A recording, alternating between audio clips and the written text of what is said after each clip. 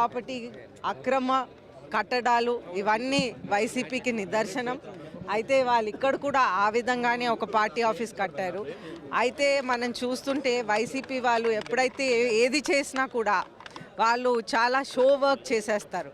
అయితే ఒక వాళ్ళు 100 శంకుస్థాపనలు అన్నారు, 2 శంకుస్థాపనలు అన్నారు. ఏ ఒక్క శాంక్షనింగ్ తీసుకురాకుండా ఇన్ని శంకుస్థాపనలు చేశారని చెప్తా ఉన్నారు. అయితే వాళ్ళు చెయ్యని పనుల మీద కూడా ఎన్నో కొబ్బరికాయలు కొట్టి దాని మీద ఆ రోడ్ల మీద పైకి కిందకి నడిచి మేము చేశాము ఆహా ఓహో అని చెప్పుకున్నారు. అలాగే ఒక లైట్ బల్బ్ మార్చిన సందర్భం కూడా ఒక పెద్ద కొబ్బరికాయ కొట్టేసి మేము లైట్ బల్బ్ మార్చామని చెప్తా ఉంటారు. అయితే ఈ పార్టీ ఆఫీస్ మాత్రం వాళ్ళు కట్టినప్పుడు ఎంతో సీక్రెట్గా ఉంచారనమాట.